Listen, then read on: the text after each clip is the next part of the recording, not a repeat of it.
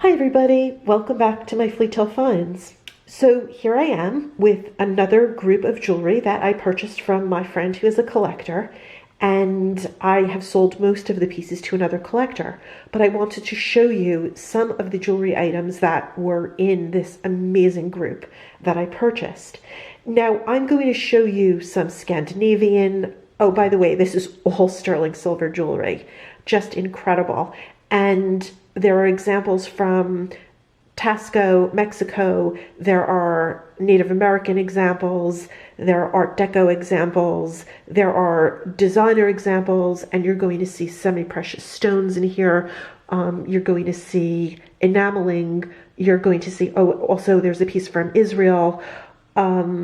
Just really amazing pieces. Now, there's so much to say about each and every category, so I'm just going to give you sort of a cursory bit of information about each. I may not show you every piece that's in here as well, because we could just talk, or I could just talk for hours, but I'm going to give you a taste of different time periods, different locations, and let's start.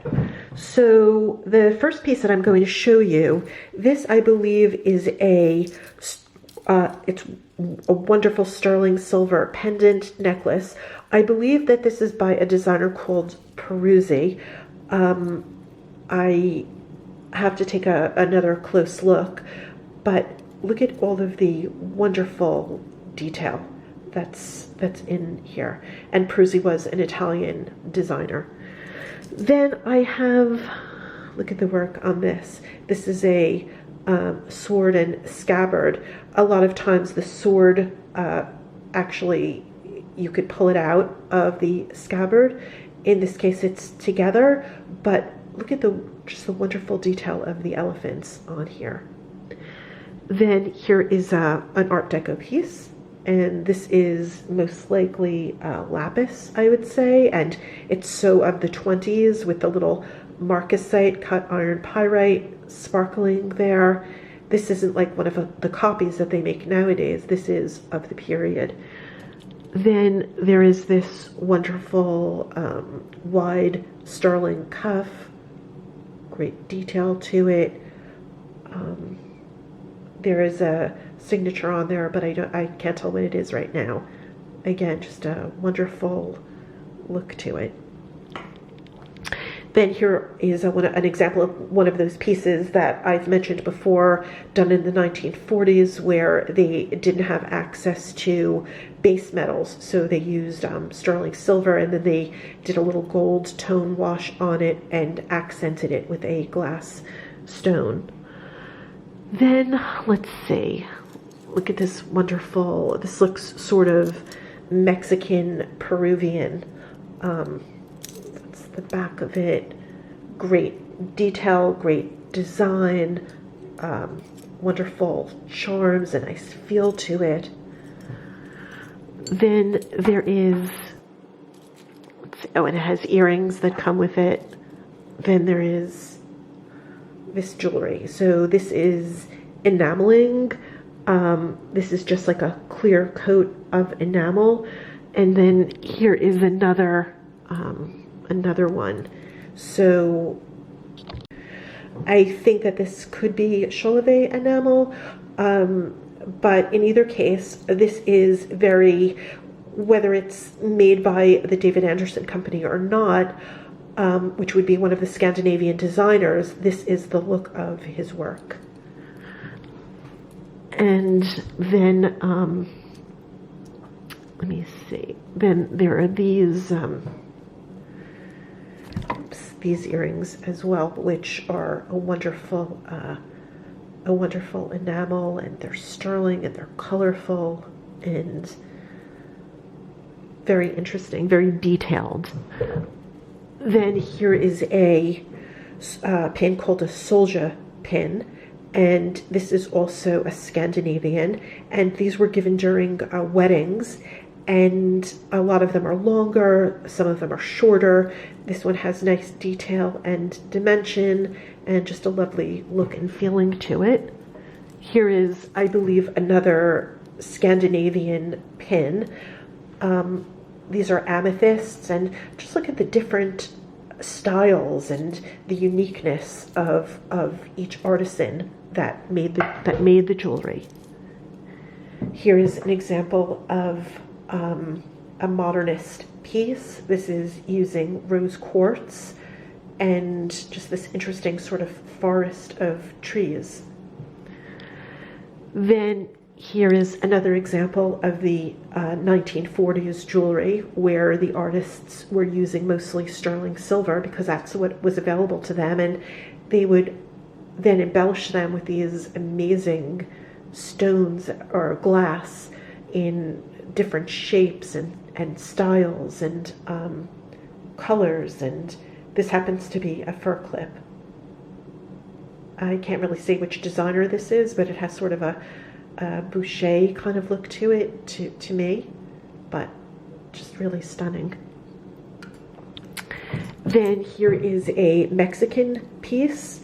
So this is the Mexican jewelry was really started by this innovator. His name was Frederick Davis, and he started sort of the whole Tasco scene. Him and William Spratling and a lot of very well-known designers came out of there, Margot de Tasco being one of them.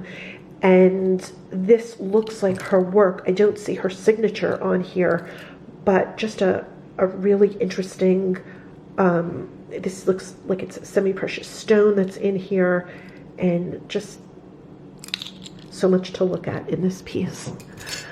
Then there are these bracelets. So these are sterling silver. They're from Mexico. This one is sort of more of a kind of a ubiquitous piece. I see a lot of these when I look at Mexican jewelry collections, but made with semi-precious stones, has sort of like an Aztec looking face on these. Then here are some more examples of this looks like chrysoprase, but there's that sort of Aztec kind of face again, and these are Mexican. Then there is, let's see, then there are of course the wonderful bangle bracelets. Now this piece looks like a Spratling piece. It isn't, but it just has the feel of one, and wonderful detail and nice weight to it. Then there is getting into the Native American jewelry. So a lot of the Native American jewelry pieces came to the forefront, not only from their own designs, from their very talented designers, but there was a company called Frederick Harvey that started around the turn of the last century, and he brought a lot of Native American jewelry to the forefront from his stores and hotels, and he positioned himself by the railway stations.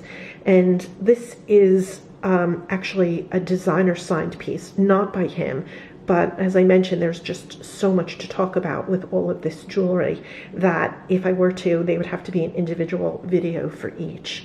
But there's the coral and the turquoise and just the magnificent design. Then here is a piece of Israeli silver, and this is an Eilat stone, and a lot of these are done by well-known Israeli designers, and see just the difference in the influence and the feeling in each piece. Then here's another Native American pin, and this is representative of a lot of their pieces stood for things, for symbols, and they were very into nature and show a lot of it in their designs as well. And then here is a wonderful, so this is how does this go? So yeah, that's the back, and this is a wonderful, wonderful sterling silver and crystal a wonderful dangly pin with a bezel set and sparkly and just so of the period. And then, let's see, there are pins like this one, this one.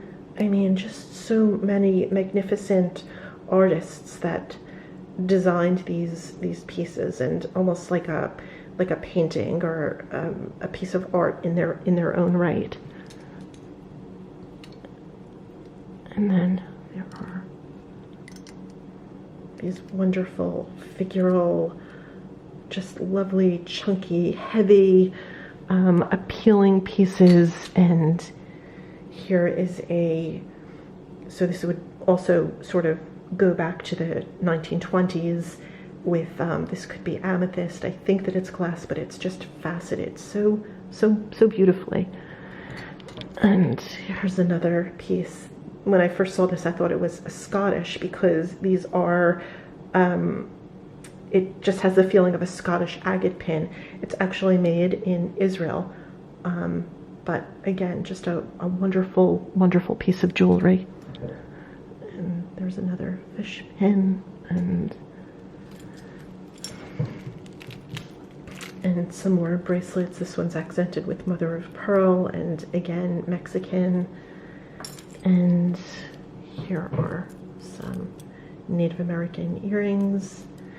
And then just sort of to complete this, this is a wonderful sort of chatelaine kind of pin. It has French influences, again, sterling silver, and you could wear one part up or higher or lower, but just a magnificent accent to really any outfit.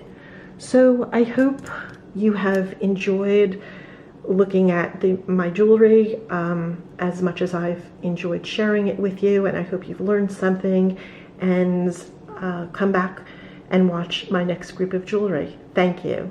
Bye.